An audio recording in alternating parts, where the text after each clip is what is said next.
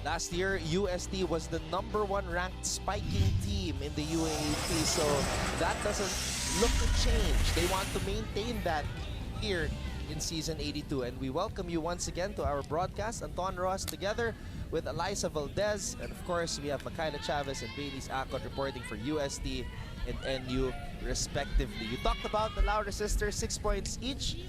Eliza, for you, what's the biggest difference between the two, EJ and Aya? Well, definitely their build. Aya is more of bomb and so much taller. I don't know if who's taller between the two of them, but it looks like Aya is taller than EJ as compared to EJ that she's kind of petite, but she can really jump high and really go up for high spike. And EJ naman, mas power naman tong si EJ. So, two different kinds of open spikers. So, it's hard also for NU to syempre adjust every time they spike the ball. Aya is listed at 5'9.5". EJ is 5'9". So, you're right. Aya is slightly taller than EJ. It's so nice. You know what? I don't know how it feels to play with a sister or like someone related to you inside the court. But this is definitely working for them. This connection of the siblings connection. At sigurado tayo, Eliza, na na-miss nila ang isa't isa because Season 76 was the last time they played together. They won a championship for UST in the girls division. EJ was the MVP. Aya was the best setter. Even though setter pa yung position ni Aya during that time na nag-champion sila at MVP si Ate EJ. Amazing credentials also for this two. But you know, as you were saying a while ago, Anton, with power, kahit may blockers, pwedeng gawa ng paraan din ni Aya. Kahit paluin niya ng diretso, may mga tendencies talaga na makukuha rin siya ng puntos. Meanwhile, Piray from her sweet spot, Laksina. And Gigil. Yep. It was a perfect set for Laksina. And I think she loves that set, but unfortunately, it was a net touch. Great serving one. Aya Laure, last season, in the elimination round, totaled 15 service aces. AC Galdones denying that attack by Marco Bushima. As we have an early timeout here called by Coach Norman Miguel. Malma lang tayo.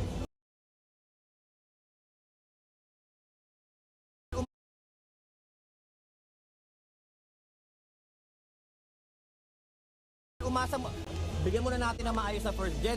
Short ang tinatarget niya. Mas maaga ang anticipation natin. Tapos pag depensa naman, iangat naman natin para nakapwesto si Johnny sa unahan. Hindi nagmamadali din siya. Naintindihan? Walang gigil sa palo. Sige lang, i-organize lang natin. Malayo pa yan, no? Okay? Usap. Go.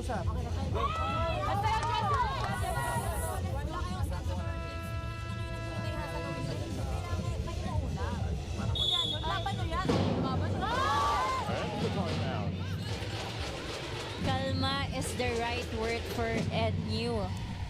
Dahil syempre medyo mararattle sila. Veterans din yung nakakalaban nila. But at the end of the day, if you're composed enough to fight against these veterans, you'll be able to succeed.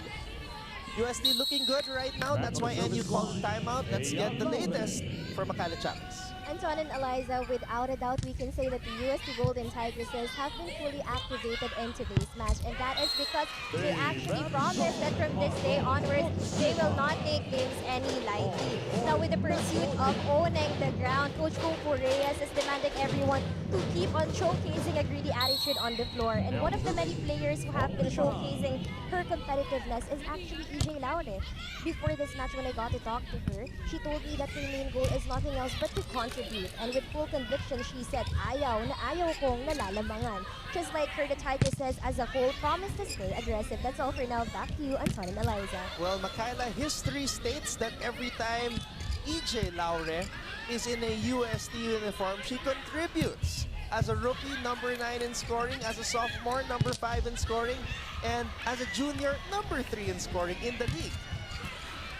Grabe to si EJ Laure. And you see yung face na hindi siya magbabago. Whenever she spikes the ball hard, get the points for her team, it's still the same. Meanwhile, Viray. sweet spot. Pero napatayo si Coach Kung Fu. You know, Vicar was giving it to EJ Laure all the time during the rally.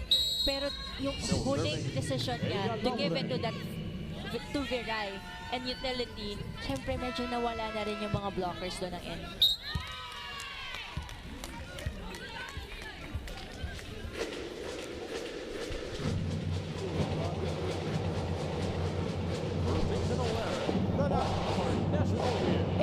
I think it was a wrong server for UST. So it's an automatic point for NU. Okay na position na. Okay na. Kopya. Yeah, A acknowledged it. She nodded her head at her ate. So, acknowledging the mistake. But play goes on as Margot Muchima gets her first ace in her UAAP career as we go to Bailey's Akot. Anton and Eliza, the Lady Bulldogs look to adjust on defense and to anticipate the individual tendencies of the Golden Tigresses. At ulit-ulit nga sinasabi ni Coach Dante Miguel na tiwala lang sa isa't isa. And to add, Anton and Eliza, to which you had just mentioned about the team's adjustments, and the team regarding Ivy Loxina is also actually an open hitter before being a middle blocker right now. And one we can consider that also adjusted for the team is Bingal Landicho, because she played for beach volleyball prior to entering this indoor volleyball. Back to you guys. A lot of adjustments indeed. And that's why people say that being a coach is one of the toughest jobs that you can get. You should try Anton. I think I'll stick to commentating, Eliza.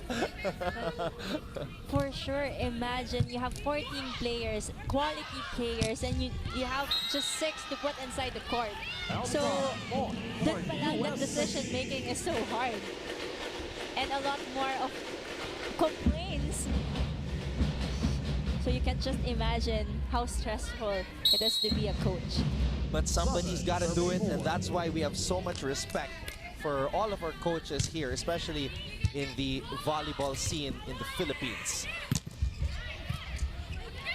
Arroyo, nothing there for her. Picar going for a drop ball. And Margot Muchima, her second back row attack of the match. And she's so comfortable spiking at the back row hit. At that pipe, you see that power. No, every time Coach Tai would always say, target that zone 1, because the setter is there. When the setter gets the first ball, I mean, it's harder for them to set up a play. So, a very tactical words from Coach Tai.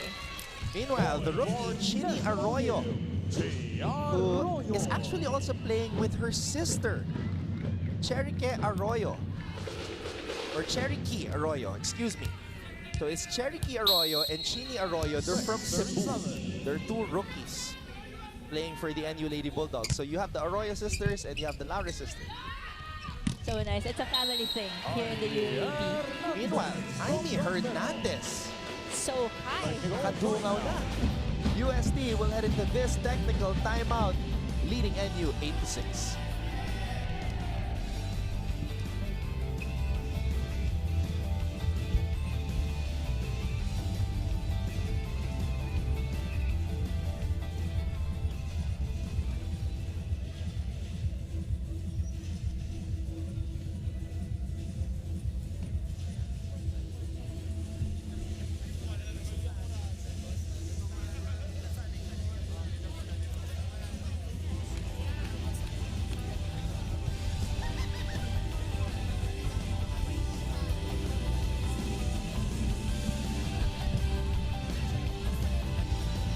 UST faithful.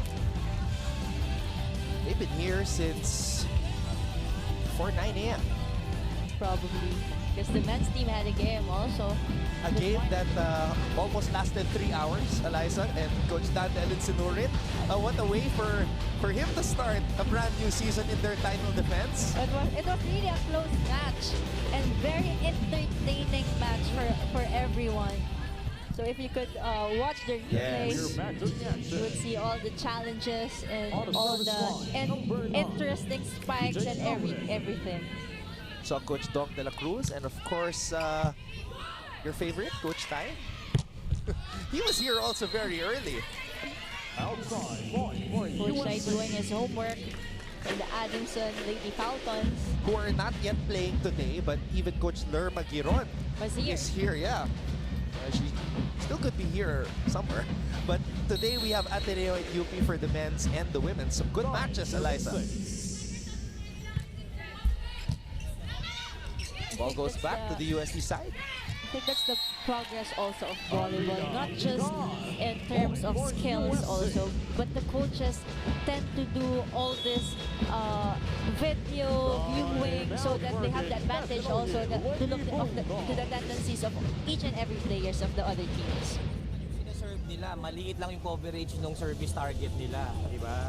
Huwag mo ilak masyado yung kamay mo, relax mo lang yung balikat mo. Di ba? Wala si Marco sa likuran eh, so ikaw talagang pupuntahan ng bola dyan eh. Naiintindihan? Sige na, isa!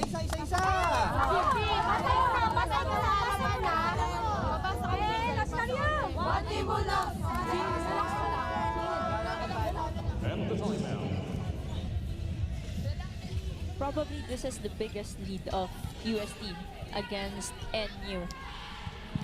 NU is committing a lot of errors early this set, so they're having a hard time to convert points and really show what they're capable of.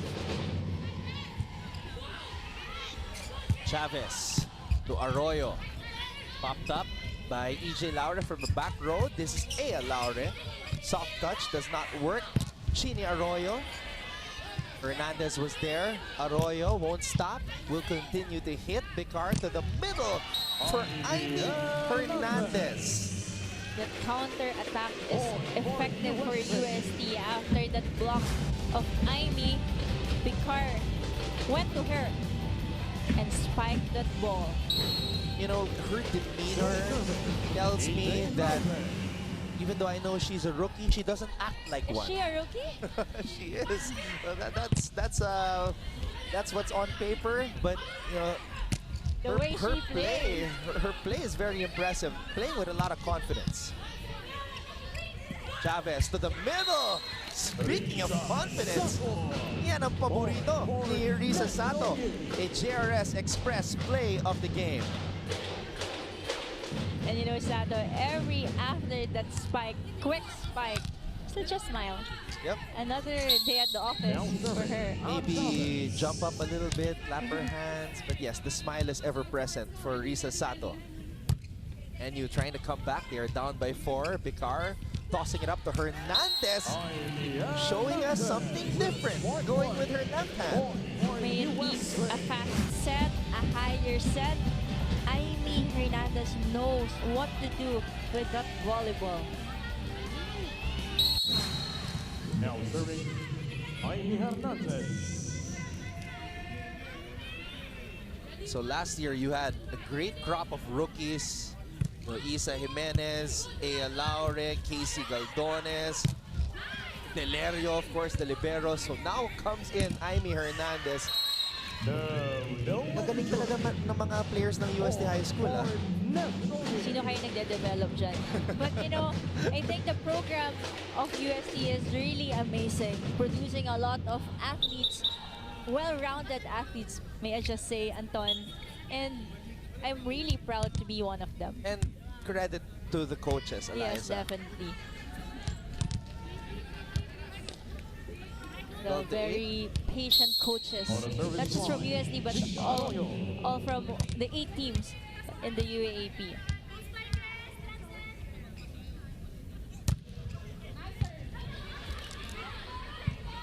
What a serve from Arroyo. Chavez, who will she go to? Good choice, Risa Sato.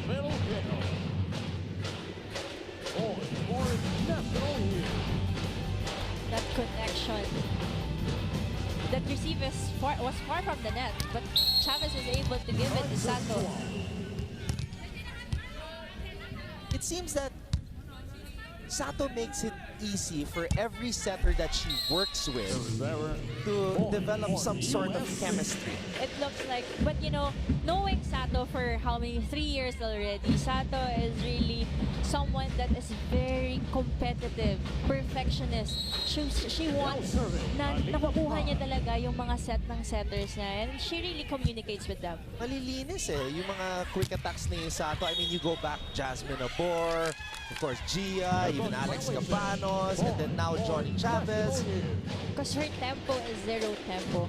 So whenever you spike the ball, most of the time, the blockers weren't there. So walang touches talaga kasi ikaw pa lang yung nasa air. And when you spike the ball, pagkataas ng blocker, nasa baba na yung bola. Sato targeting zone 6. Viray. Targeting zone 6 as well with that spike. Caitlin Viray now in her 4th year playing in the UAAP. It's only Alina Bicar who's playing out her final year of eligibility from the UST side. So The still, future is bright for UST. still very promising. The future is bright indeed as Paran is able to score from the opposite side. Audrey Paran also playing in her 4th playing year in the league. Paran with the serve. A lucky serve from Paran. And they needed that point.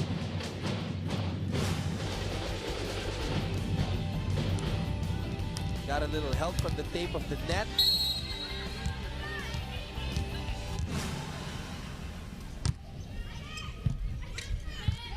Now we also have to take note of the return of Polientes, who last played in season 80. They have a different role in terms of the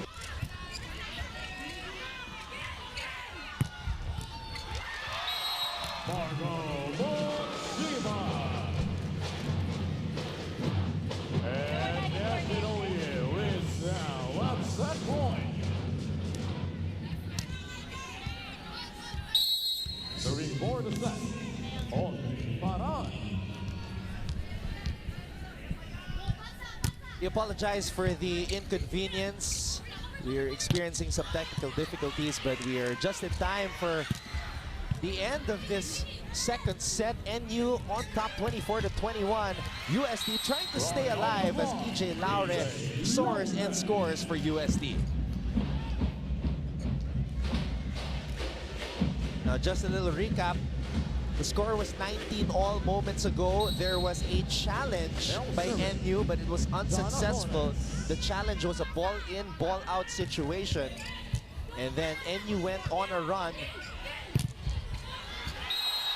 And that's 2 set points saved by the Golden Tigresses. Our viewers didn't see a while ago how intense and interesting the rallies between these two teams, and they were just really exchanging great spikes. But right now, UST is coming back alive. A chance to go to a deuce.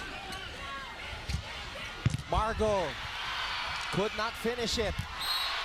And EJ Laure, oh no! It looked like she was able to save another set point. And winning the second set with a score of 20. And Coach Kung Fu Reyes is going to challenge that one. It's going to be a net fault challenge. For the blockers of NU. There is the challenge on the ball by USC. Net fault. What worked for NU for the past, for the latter part of this set was their floor defense. They were able to put up all the balls and execute their plays. They was able to convert points for NU. Kasi UST was still doing what they do best. They attack, they block, but NU was just real. Earlier, EJ Laure seemed very sure of herself that it was a clean power tip.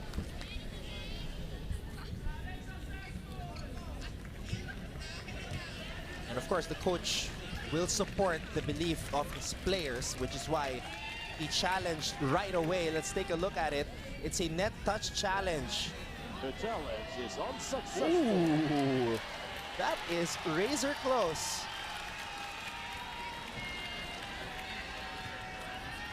They were challenging that Paran was touched the net. But according to the challenge, it was unsuccessful. Because on that replay, that challenge, I think it was a EJ hand that touches the Her net. fingertip. Yes. Her fingertip. That's how close it was. So, NU will take set number 2, 25-23, and this set was brought to you by Gatorade. Your play, we fuel. Or you play, we fuel. We'll be back for set number 3.